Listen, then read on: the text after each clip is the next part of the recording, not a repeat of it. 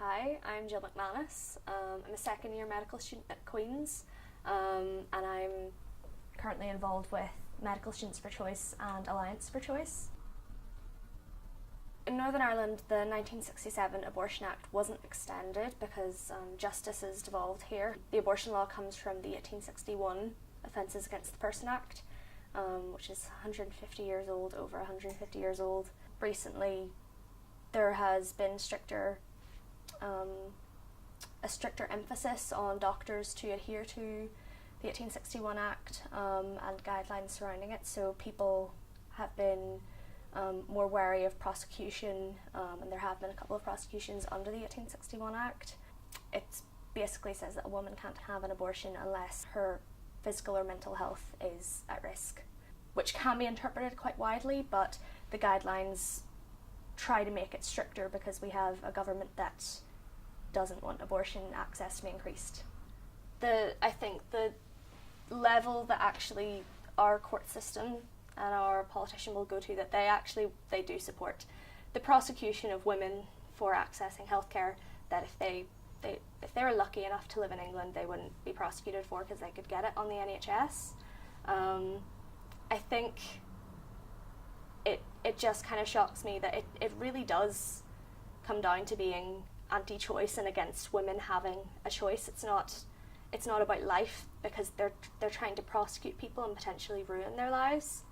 And then also the level of danger it is being a doctor working in that field, because you're required to report it to the police if you know a patient has taken the abortion pill, because that's considered something that's in the domain of public health, and it's against the law. If you know someone has committed a crime, then you actually, as a doctor, you're not allowed to not say anything to police.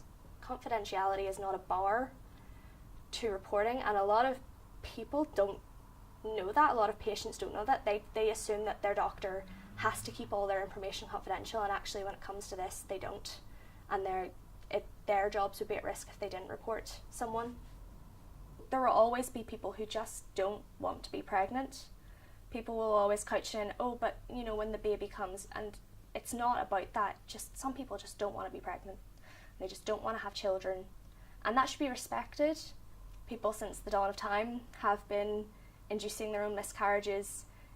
It's a very common thing. It was quite common in historical cultures. Abortions were done here. They might have been labelled as miscarriages before, or they were done under the 1861 Act. People said, well, I believe this person's mental or physical health was at risk, and that might not have been exactly the case if you take it from a strict, if someone is suicidal or someone's going to die point of view. But overall, I think the role of doctors should be that you should look at the whole person and their health, and if ultimately abortion care is best for them, then you shouldn't stand in the way of providing that care. I remember when I was about 12, my mum explained what abortion was, and she explained why you shouldn't judge a person for having one because you don't know what their circumstances are, and I agreed, and I went to my first rally when I was about 16, and I've been on and off involved until I got to university, and I started doing medicine, and there was a group called Medical Students for Choice, and I hadn't heard of them before, and it kind of appealed to me on both levels. As a medical student and as a woman who is pro-choice, I really wanted to get involved in society, so I started getting more and more involved. I went to media training days where I got to know people who worked for Alliance for Choice, and then I went to the March for Choice, and then that's when I got more involved with Alliance for Choice. I currently do work for them. I run a blog, and I do a stall in the Students' Union to give out information about why we're pro-choice, about why actually it encompasses a lot of people's beliefs and why we think everyone should be pro-choice. I'm quite interested in becoming an abortion provider, so I would have to train as an obstetrician and gynaecologist first, and then specialise in abortion care, which would obviously be difficult because you can't specialise in it here because it's not legal. So I don't really know what that would mean for my future, but I also don't want to leave Northern Ireland because I think doctors and medical students are really widely respected in society, and what they say and what they believe is respected, and I think if people were more open to becoming advocates for the cause, it could actually do a lot to improve abortion access in Northern Ireland. There is every year in medicine, there are a group of Christian medical students who would be quite anti-choice, quite anti-abortion. I mean, they're also my friends. It's difficult because I have such conflicting views with them that I don't really bring it up much with them, which is sad because I don't want that to be the case. I want actually abortion to be seen as part of normal healthcare. I want it to be talked about. Why shouldn't women talk about abortion when 1 in 3 of them gets it? Why shouldn't women be able to comfort their friends when they have an abortion? Why shouldn't people talk about it? It's a part of normal gynecological healthcare, and it should be treated that way. And I think the stigma around not talking about it leads to people not accessing it when they need it. But yeah, there are a lot of anti-choice medical students, which I find difficult, and I find it conflicts with what we should be doing as mutualistic healthcare. That's a big thing that's taught in medical school. You should be always taking into account the belief and desires of your patient and trying to respect that as much as possible. And that's why I think that medical students should probably have a more pro-choice stance towards women's care.